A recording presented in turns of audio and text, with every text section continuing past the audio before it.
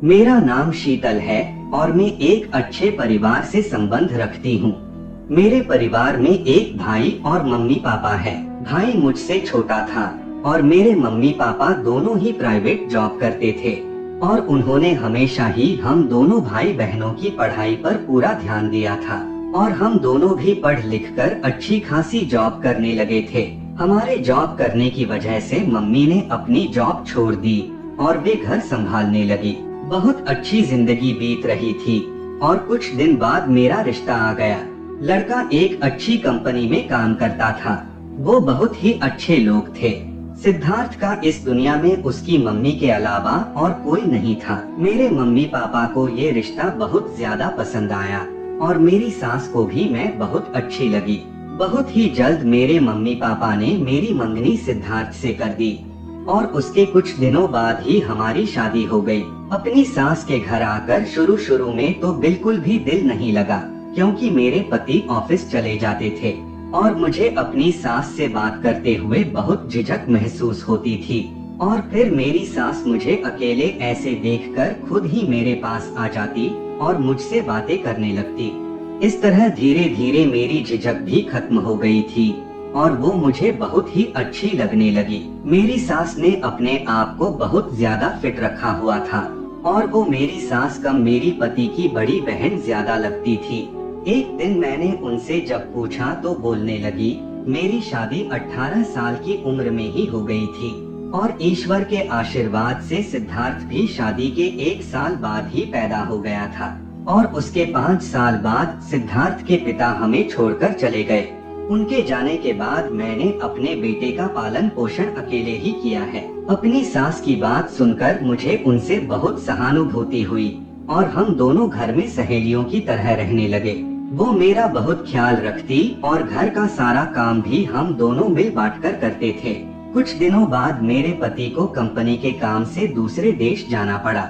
मेरी सास ने बहुत कोशिश की कि मुझे भी उनके साथ भेज सके, पर ऐसा नहीं हो पाया। मैं अपनी जिंदगी और अपनी सास से बहुत खुश थी और सब कुछ बहुत ही अच्छा चल रहा था।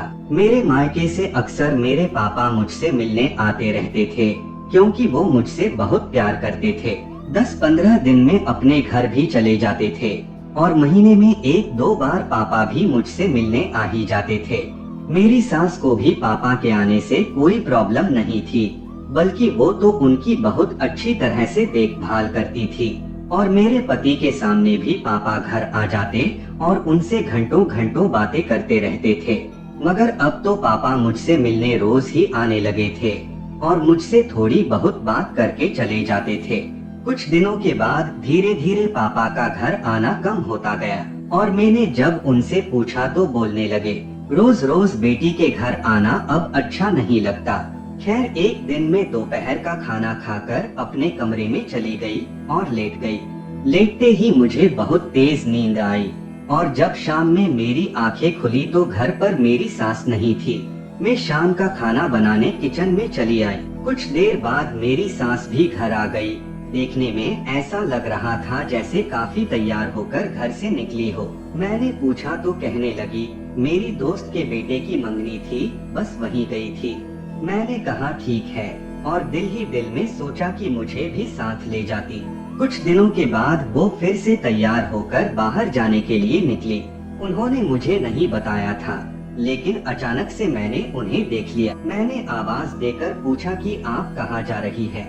तो कहने लगी, अपनी दोस्त से मिलने जा रही हूँ। मैंने कहा, मुझे भी साथ ले चलो, मैं घर अकेली क्या करूँगी, बोर हो जाऊंगी। तो मेरी सास बोली, अब तुम्हें तैयार होने में बहुत समय लगेगा और मेरी सारी सहेलियों आ चुकी होगी, मैं लेट हो जाऊंगी, तुम फिर कभी चलना। उस दिन उन्हें घर वापस आने में काफी देर हो गई थी।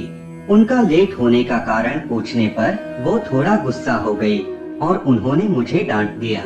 बोली, अब तुम मेरे कहीं आने जाने का हिसाब भी मुझसे लोगी। मैं चुप हो गई और उसके अगले ही दिन दोपहर में जब खाना खाकर मैं अपने कमरे में सोने के लिए चली गई, क्योंकि कोई काम तो होता नहीं था, इसलिए मैं शाम 5 बजे तक सो जाती थी। शाम में जब मेरी आंख खुली तो कमरे की खिड़की से मुझे बाहर कोई बैठा नजर आया।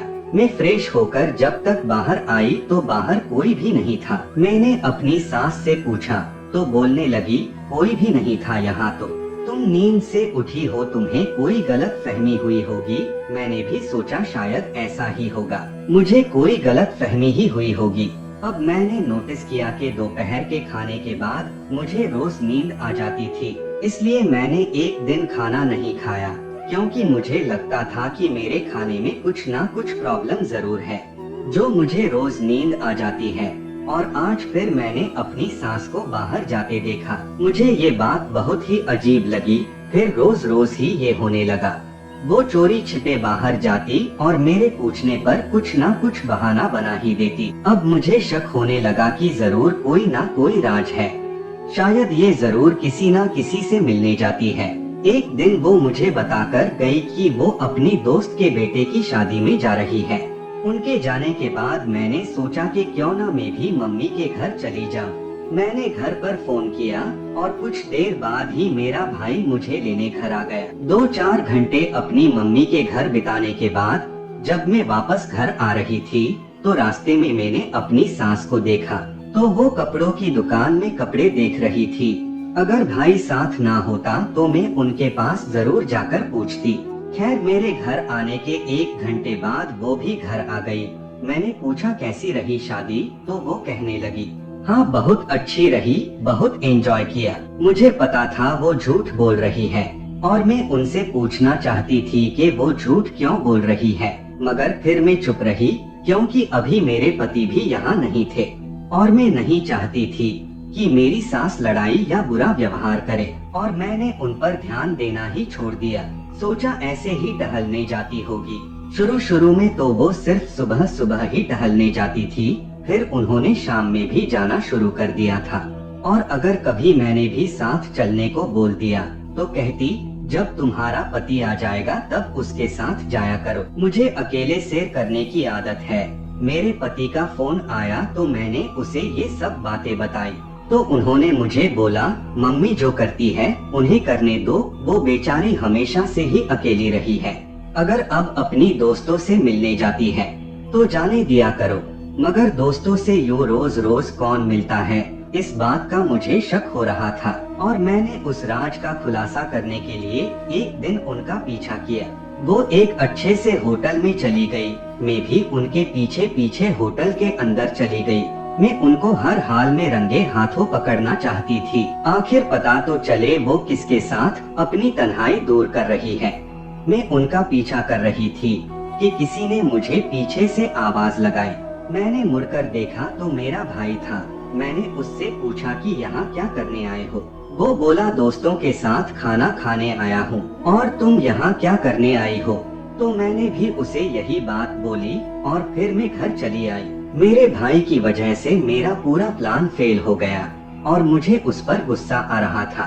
खैर कुछ दिनों बाद मेरी सास फिर से घर पर नहीं थी और मुझे घर का सामान लेने बाजार जाना था।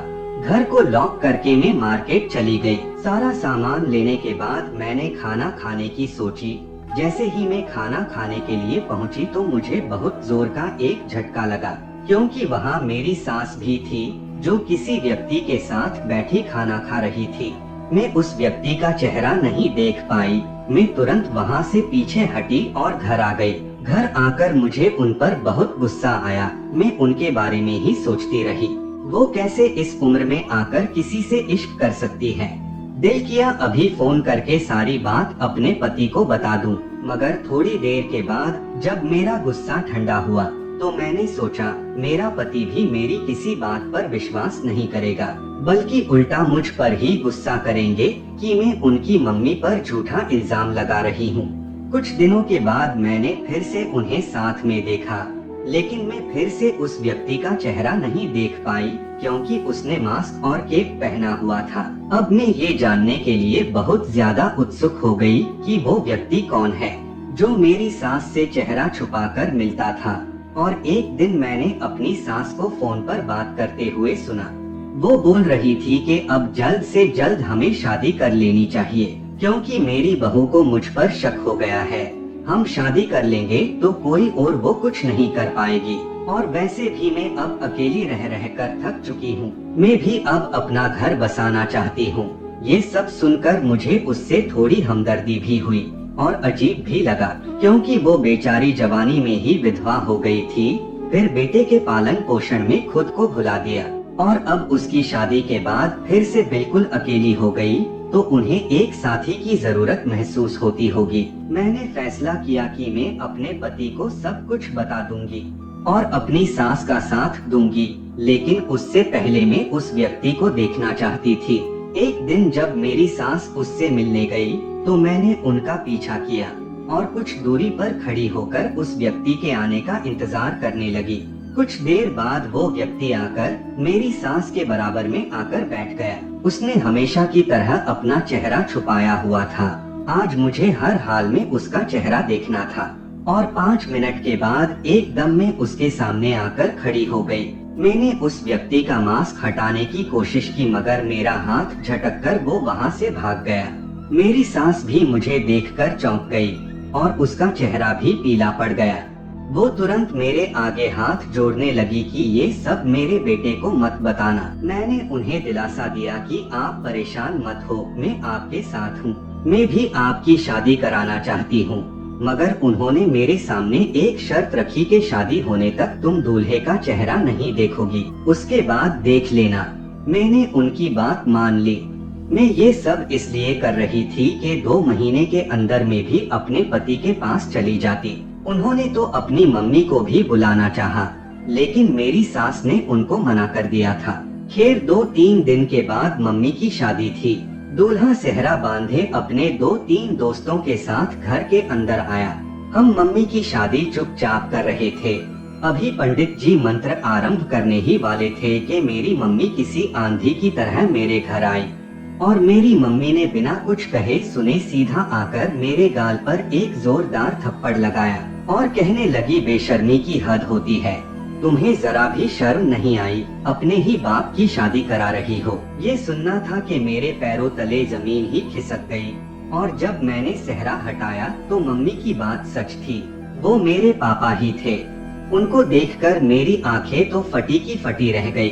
पापा मेरी सास से ही शादी करने जा रहे थे, वो भी मम्मी के होते हुए, और मैं ये सब अनजाने में करा रही थी। मेरे पापा बहुत ज्यादा शर्मिंदा हुए और खड़े होकर मम्मी से माफी मांगने लगे। मेरी सास तो बिल्कुल पत्थर बन गई थी। उसको ये उम्मीद कहीं से कहीं तक भी नहीं थी कि उसके साथ ऐसा भी हो जाएगा। फिर मेरे पापा बोलने लगे कि वो बहुत पहले से एक दूसरे से प्यार करते थे, मगर फिर दोनों की शादी कहीं और हो गई और जब बरसों बाद एक दूसरे को देखा तो पुरानी मोहब्बत जाग उठी। मुझे लगता था पापा मुझसे मिलने मेरे घर आते थे, मगर आज सारी सच्चाई मेरे सामने थी। मम्मी को बहुत दिनों से मेरे पापा पर शक था और आज पापा के ही एक दोस्त ने उन्हें ये सब बताया था, जिस वजह से मम्मी यहाँ पहुँच गई थी। मुझे अपनी सास और पापा पर बहुत गुस्सा आया, क्योंकि अगर मेरी सास ने पापा को बहकाया भी था तो उन्हें कम से कम अपनी बेटी का तो ख्याल रखना चाहिए था कि इस तरह करने से मेरी बेटी का घर भी बर्बाद हो सकता है। उसके बाद मेरी मम्मी पापा को घर ले गई। पापा ने मुझसे माफी भी मांगी, लेकिन मैं सबसे गुस्सा होकर अपने पति के पास चली गई और शर्मिंदगी के मारे उन्हें कुछ ना बताया। और कुछ दिनों बाद ही पता चला कि मेरी सास ने हमारी गली के ही रमेश अंकल से शादी कर ली। मैंने भगवान का धन्यवाद किया कि मुसीबत टल गई और अब मैं भी माँ बनने वाली थी। और जब ये बात मेरे पति को पता चली तो वो बहुत खुश हुए, मगर साथ साथ उनको अपनी मम्मी की भी खबर मिली। उसके बाद उन्होंने अपनी मम्मी से सारे रिश्ते खत्म कर दिए और उनसे कभी बात ना की। खैर इन सब बातों से हमारे रिश्ते में किसी तरह की कोई दरार न आई और हम खुशी खुशी अपनी जिंदगी जीने लगे। तो दोस्तों ये थी हमारी आज की कहानी। उम्मीद करते हैं कि आपको पसंद आई होगी। आपका क्या कहना है इस कहानी के बारे में, कमेंट करके हमें जरूर बताएं। वीडियो को लाइक करके चैनल को सब्सक्राइब कर लीजिए और साथ में घंटी को दबाकर ऑल पर सेट कर लीजिए, ताकि आने वाली वीडियो आपको तुरंत मिले। मुझे दीजिए अगली वीडियो तक इजाजत, तब तक के लिए धन्यवाद।